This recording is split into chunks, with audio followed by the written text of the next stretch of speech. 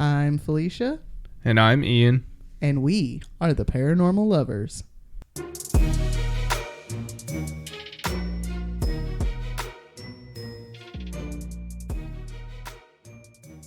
Take two.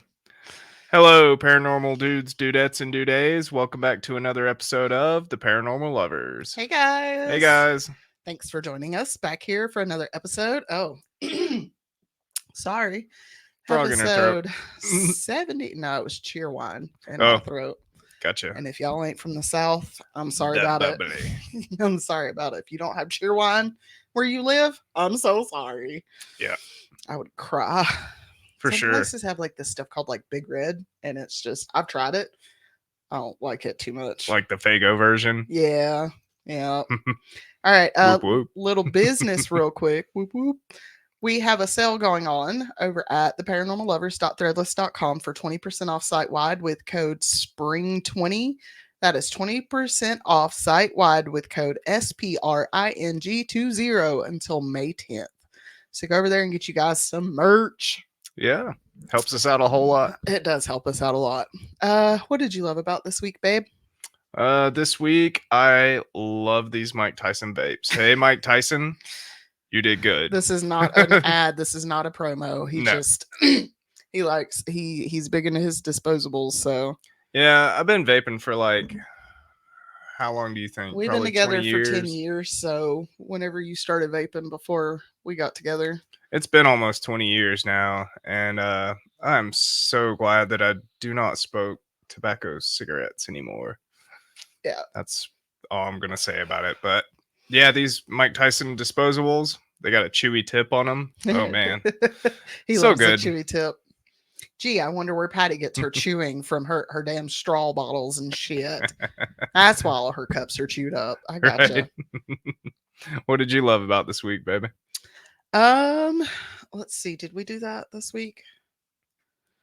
Well, technically that was last week. I'm still kind of riding on a high of doing that collab with Total Conundrum. Yeah, and both of them, like both the collabs. So yeah, they were so much fun. Like you guys go listen to them. That was fun with Chrissy too.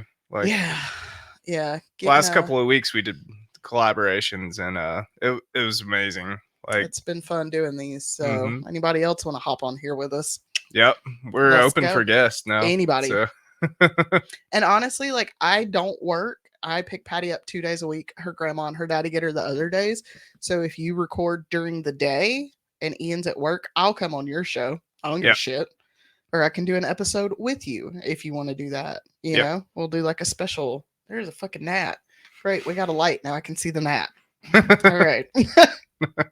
Shit just flying in front of my face. Okay. We live in a buggy area in North Carolina, unfortunately. Yeah, I mean, we live in the mountains, and technically we are known as a rainforest, correct? Or a tropical rainforest? Yep, tropical rainforest now. Because it's so humid and wet all the time. It used to be a deciduous, but now with global whamming, climate change. With climate change, it's brought the humidity level up in the area that we live, so now it's considered a tropical rainforest. Yeah. So if you're ever in this area, you're in a tropical rainforest. Don't have to go to the Amazon. All right, so this week we are going to go back to Japan, but this time we're going to go somewhere that is actually known as one of the deadliest places in the world if you're in the wrong mind frame. Oh no. Warning for this episode. We will be heavily discussing suicide and mental illness. If that is not for you, we understand. Come back for an Ian episode next week. The suicide forest. So this week we're going over to Aokigahara, meaning Blue Tree Meadow, also known as the Sea of Trees, also known as the Suicide Forest. And I chose this topic because May is May is Asian American and Pacific Islander Month. Islander. I sound like I said Highlander. Pacific Highlander Month. I mean, there can only be one Highlander. Listen, y'all met some of them Pacific Islanders. They like Highlanders. Yar. So as uncomfortable as it is to talk about mental illness and suicide, it is one of the most important conversations we can have with those that we love. We here on this podcast have lost friends and family to suicide. Several of them. I can't tell you how often I think about Zach Troll. Yeah. I think about him all the time. Um, which is one reason why we are such huge advocates for mental health care. I Yeah. myself have found myself walking on that razor's thin edge between life and death with my mental health, which is why we are not here to glorify Aokigahara, but we are here Right. to bring awareness to the issue. I tell people that are struggling all the time, just like I give them my number and I'm like, call me. Yeah, Like I'm here. Like, yeah, and that's really and while that is helpful, I will say that is helpful, but I would also recommend that you get their number right. and And tell call them them. I'm going to call you because yeah, like it we have people's numbers to call, It's so hard reaching out when but you're in we that feel like a state. burden for putting our mental illnesses on someone else. Like we don't want to trauma dump on other people so it feels like we're a burden. So yeah, I Right. love that. But yeah, get their number and be like, I'm going to call you on this day. You Yeah. can answer. Right. So, situated on the northwest flank of Mount Fuji, this forest thrives on 30 square kilometers or 12 square miles of hardened lava flow that was deposited from the last major eruption of Mount Fuji in 864 CE. Wow. I wonder what kind of energy that holds. The iron content is amazing. Off the roof. Yeah, Yeah. I've seen people take compasses in there we will and they'll get like to it. okay. We'll get to it. On a Um, side note, when I googled it and pulled up pictures, Jake Hill's like one of the first ones, Logan or Paul, Logan Paul Paul. Logan. Yeah. We'll get to it. Right on. I'm stealing this phrase Okay. from Wine and Crime. We'll get to it. There are trails that lead through the forest, as it is also a popular hiking and school trip area. Some trails lead to three caves: Lake Sia Bat Cave, Fugaku Wind Cave, and Narusawa Ice Cave. The last one being a frozen ice cave year round. Whoa, that's crazy. And one of the other ones is like frozen.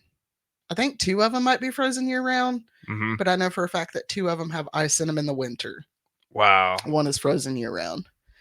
The lava rock that forms the forest floor is full of tiny holes that absorb sound, making one feel as if they are utterly alone, even if you're with others. Wow. There are also areas of dense vegetation that one cannot pass through, and there is very little light as the canopy blocks out the sun. Hmm. So it's just quiet. I would love to go to that place, even though like You would I think, don't know if I would go to that place. but what people don't realize is that silence is deafening. Right. Silence can drive you crazy. Sure. Like there's this one place, I don't know where it's at, but somebody built a silent room and it's like the most silent room in the world. It's the most silent space. And I want to say that most people can only withstand about 30 minutes in it before they Wow. have to get out because it's too quiet. I want to go try because like I'm not like other people. Like I Right. love the silence of the woods. I'm also like, okay, so it's quiet in here, but my brain don't shut up. So Right. okay. Okay, so about the compass, some not so useless information. Hmm. People have claimed that the lava rocks make tools and equipment like compasses malfunction. The truth is that held at normal height, like somebody would hold it walking through the woods, the compasses work fine. But if they are placed directly on the lava rock, the compass will align with the magnetic field of the rock, depending, of course, on how much iron is within the lava rock and whatnot. Right. The Japanese Ground Self Defense Force, which is actually, I found out, their form of the army, Hmm. has been conducting ranger training courses in the forest since 1956. Wow. So, like 80, 70, 80 years now, they've been doing Wonder. it there. I wonder if they've seen any stairs. I don't think that there's stairs in this forest. I don't Right. think this forest needs stairs, honestly. Right. I don't. I think whatever created the stairs looks at this forest and goes, I'm good. All right. We don't want to go there.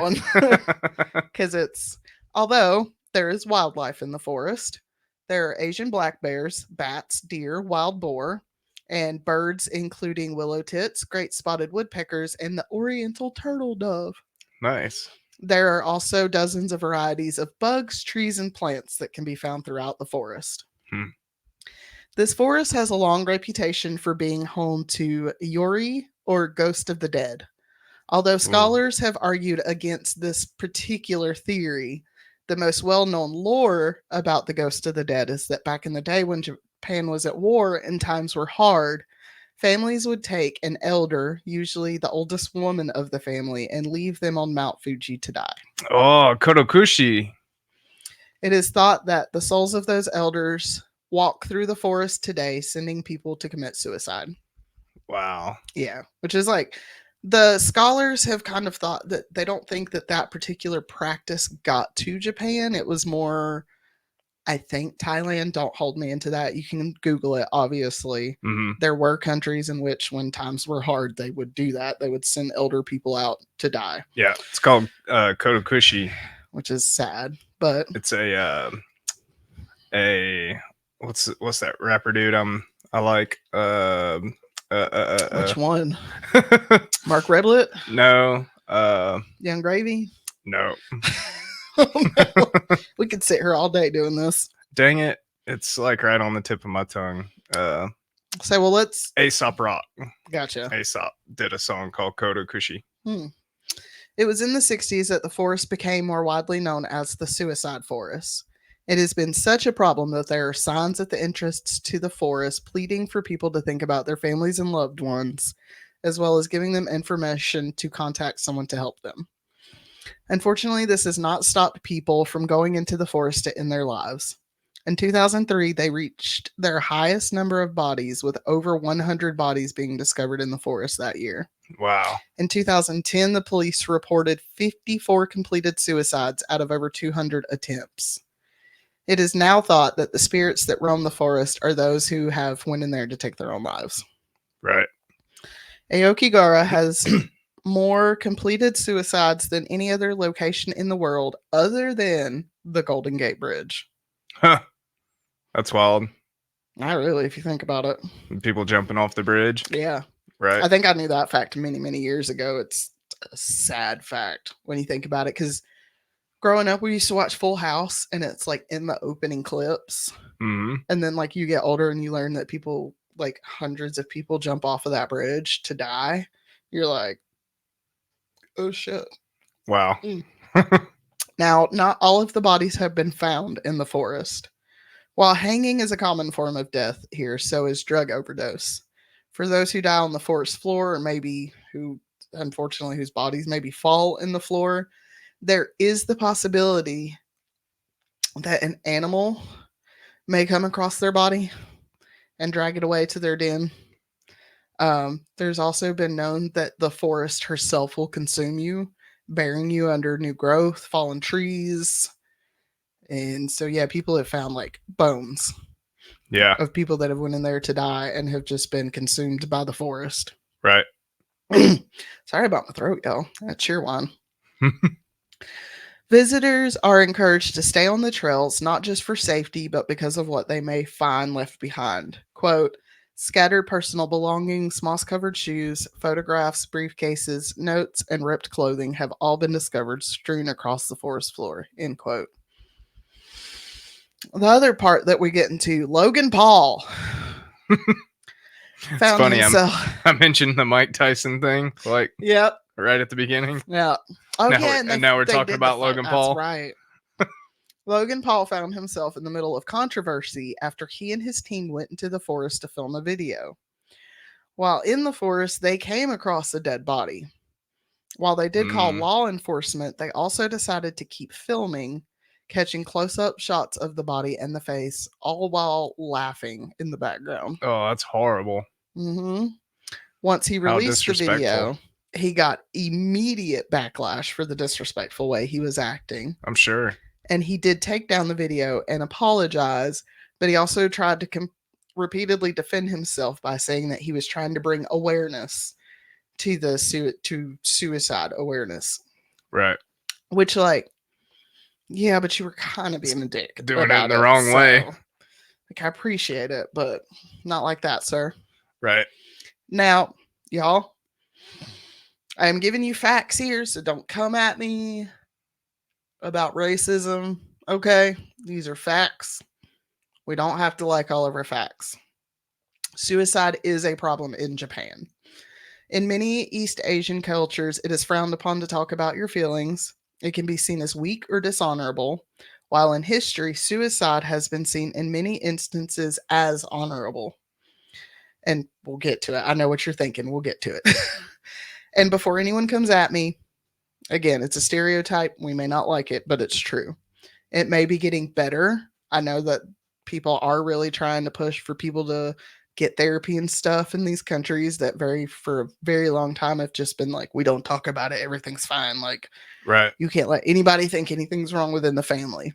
Right. That's slowly starting to change, but it's going to take a long time because this is something that's been ingrained for thousands of years. Yeah. Because these cultures have been around for thousands of years. Yep. Unlike this little bitch ass country we live in. But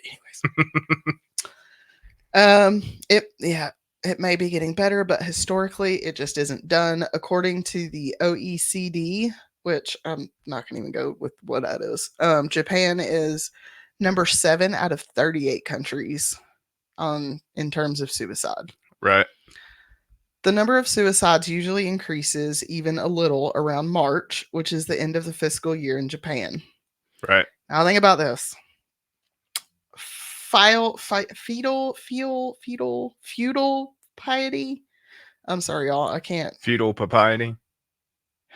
It's not piety. It's piety. Oh. I think it's like feudal piety, but it's where your parents gave you life and raised you, so you are required to take care of them in their old age. Yeah. It's honorable. This is a very common thing in places like Japan and China. Mm-hmm. So I can imagine that if you have a really bad year in Japan, not only do you have your family, but you have your parents, possibly your in-laws to take care of. Right. And you're like hemorrhaging money or something, like that's not going to be a great feeling. Yeah. After 2003, the rates began dropping until they hit an all-time low in 2010.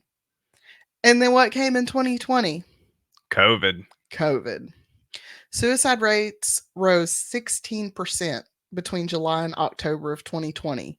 And then in 2022, when Omicron hit, it raised another 17%.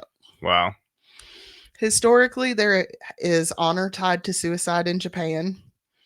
Seppuku, for example, Yeah. is the ritual practice of disembowelment typically done by samurai.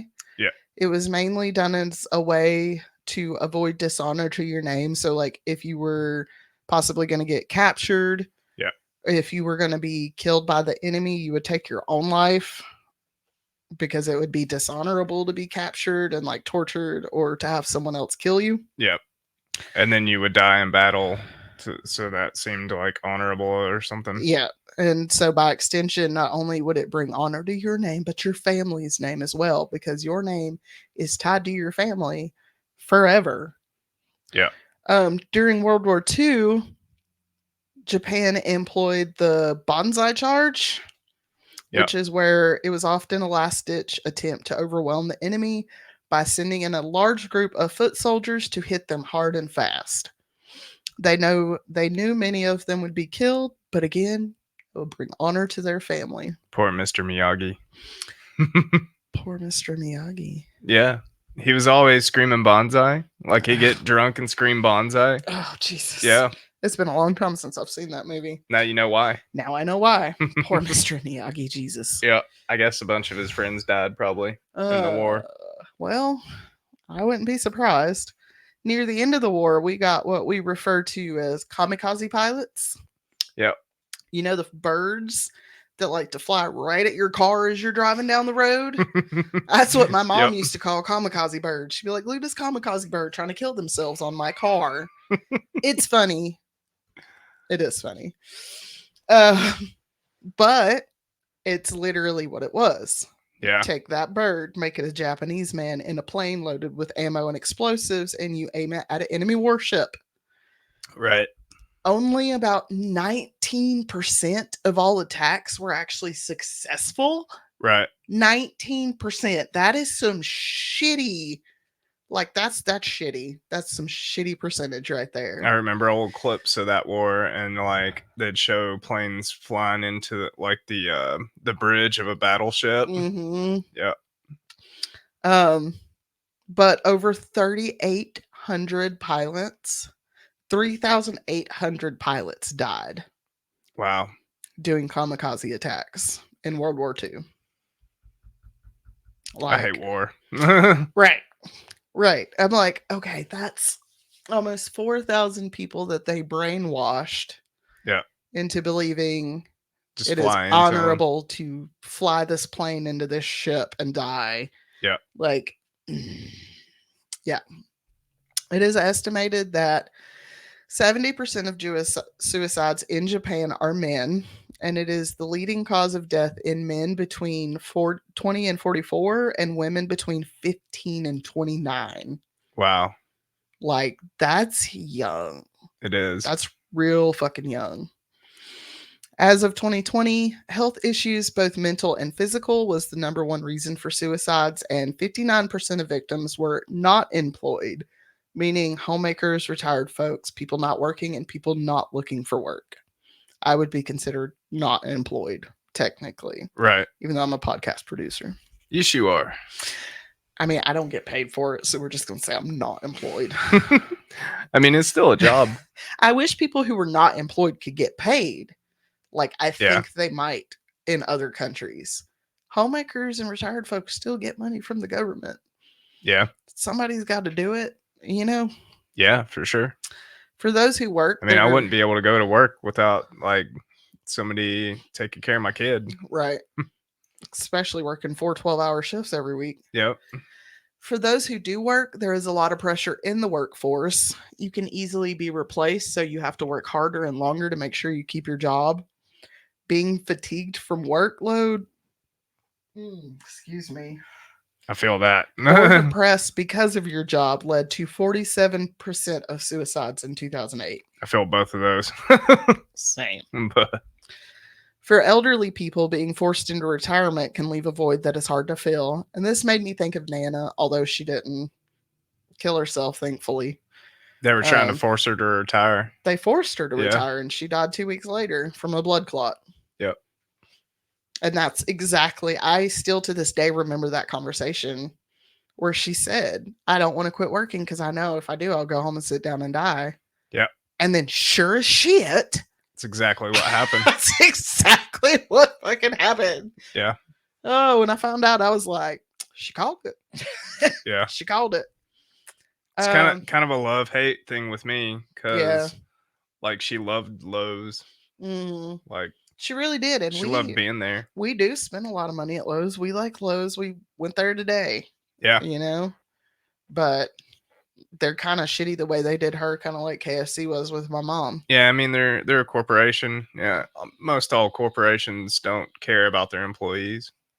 They care about not letting them hit that 40-year mark, though. Yeah. I think this is one of the reasons, though, why filial piety is so important over there, or at least I hope it is because, you know, especially when COVID hit, people were quarantined for months at a time and they didn't have friends. Mm-hmm. You know, if you have your parents living with you or your your in-laws living with you, they're not as likely, I think, to get depressed because they're stuck alone. Right. And I think that's why it's so important, and not just in Japan, but across the damn globe. As long as your elders were not abusive in any way, spend time with them. If they were good people and you love them, spend time with them and make sure that you're there because they get sad and lonely because all their friends are dying. So, yeah. Loan companies in Japan also play a role in the suicide rate in the country, and these are non-bank owned loan companies, right, who make it extremely difficult to get a loan, often leading people to ask friends and family to co-sign for it. Then it becomes too hard to make even the minimum payment, and debt collectors are literally at your door every day demanding payment. For some, they may feel that the only way to protect the people that help them from being harassed is to die so that their loved ones can use their life insurance policy to pay off their debt. Right. Which is like, that's sad. No, whack. You want to hear something even more fucked up? Sure. In the 1990s, non-bank lenders began taking suicide insurance out on their borrowers. What the hell? Like, oh, they're going to commit suicide. We got to get insurance. I had to read that several times to make sure. I was like, you're telling me lenders are taking suicide insurance out on their borrowers because they know that it's going to likely drive their borrower to commit suicide. That's crazy. So if they don't get their loan payment back, at least they're going to get the insurance money from their borrower committing suicide. What the hell? In 2005, 17 companies received 4.3 billion yen, or roughly 31,000 US dollars, for almost 5,000 suicides. That's crazy. Mm-hmm. Thankfully, in 2006, there was a revision to a law that banned lenders from taking suicide insurance out on borrowers. I mean, for sure. Like, Like, took you long enough. yep, Why is this even allowed at all? yep, The first time somebody went, hey, I want to take suicide insurance out on this person that borrowed money from me because I have a feeling they're not going to be able to pay their debt and they're going to commit suicide. So I'd like to get some money back on them. You should have went, the fuck are you talking about? The fuck out of here with that bullshit. right. Like, oh, I can't. I get boggles the brain. In 1960, It's like author. almost like a type of gambling. It, Like, it really is. like It really is. I'm gonna bet on this sure horse. Right. Like, Which makes me wonder these non-bank lending companies, how many of them are tied to like the Yakuza? right. It does kind of sound like a money laundering sort of thing. Like Japanese mafia types. We're just going to skip. We're not going to talk about that. Don't come at me. I didn't do shit. See, like other people I'm not afraid of. Like you could throw the Klan in my face and I'm like, pansy ass bitches. You talk about the Yakuza and I'm going to pee in my pants. Right. In 1960, author Seshio Matsumoto wrote and published a short story titled Tower of Waves about lovers forced apart. In the end, the woman chose Aokigahara as the place to end her life. Many people have credited this book with making the forest seem like the perfect place to die. But these tragedies have been happening there for many years before that book was published. And I almost didn't write about this because I'm worried that people are going to go find this and I don't want them to. So if you have the urge to go find this because you're feeling suicidal, please just send me a message first, okay? Yeah, please don't. In 1993, a very controversial book was published, written by Wataru Tsuruni. I'm so sorry. The Complete Suicide Manual was a 198-page book that broke down the pros and cons of various forms of suicide. In the book, there is also a section romanticizing the Aokigahara forest as quote unquote the perfect place to die. So, yeah. It's like a much darker, what was it, the Anarchist Cookbook? Right. Much darker. Much darker. I personally think the perfect place to die is at the end of a long life surrounded by loved ones. I know it can be hard for some of us to make it there. I know that voice in your head telling you that you are not good enough. I know that I know that voice in our heads that tell us that we are not good enough, that others would be better off if we were gone. That voice is a liar. People will miss you. People would be heartbroken that they couldn't help you and that they felt you had no other choice. In the United States, the number to call or text is 988, or you can chat online at 988lifeline.org.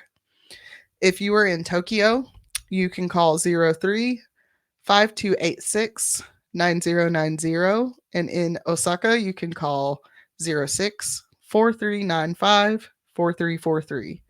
If you need English, you can call 03-5774-0992 for the English Lifeline. We have also linked the website in the show notes that will include the addresses and websites as well. And our DMs are also open if you need help finding resources local to you, regardless of where you're at. Yep, call us. Oh, don't call me. Send me a message. I don't answer phone calls from anybody. Just send me a message. It ain't personal. Send us a DM. We will help you find resources in your area if you can't, or if you just don't have the strength to do it yourself. Or you want to remain anonymous. Or even if you want to remain anonymous, you don't want judge. people, just make a fake account, send us a message. We'll find you something. You are not alone and you deserve to be here.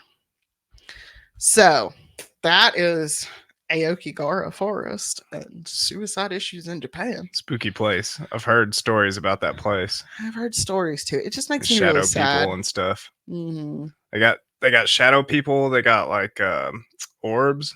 A lot of people have seen orbs there. Yeah. It just I should have went more in depth on the actual like paranormal aspect of it, but with it being Asian American Pacific Islander month, I kind of wanted to really, I don't know, highlight the suicide issue Yeah, sure. because I know a lot of people go through that, and it's something that's talked about a lot here in the States and other Western countries, but in a lot of Eastern countries, mental health just hasn't got to where it needs to be. I Yeah. mean, it sure as hell hasn't here either. No, But um yeah, that's sad. So if you need help, just talk to somebody. for sure. Just talk to somebody. Thank you for joining us for another week. Thanks, If you would guys. like, you can find us on Facebook, TikTok, Instagram, and YouTube by searching for the Paranormal Lovers in the search bar. You can send us an email with a topic request or a personal paranormal or true crime story to the paranormallovers at yahoo.com. If you would like to support the podcast, you could do so over on Patreon at the $5 tier. You get access to the true crime show Deadly Lovers, where we look at cases of love that lead to murder. Yep, come watch me cringe. Yeah, I'm getting ready to do one that is not going to sit well with either one of us, and we're going to go like hug our child. So Yeah, it's going to be a real sad one. If y'all want to know, it's about a teenage romance that turns deadly. So come find out what it's about. It's sad. It's another sad one. Yep. This I think that's what it is. This week, these stories just have me like depressed. Plus, I mean, you get 4 extra shows per month.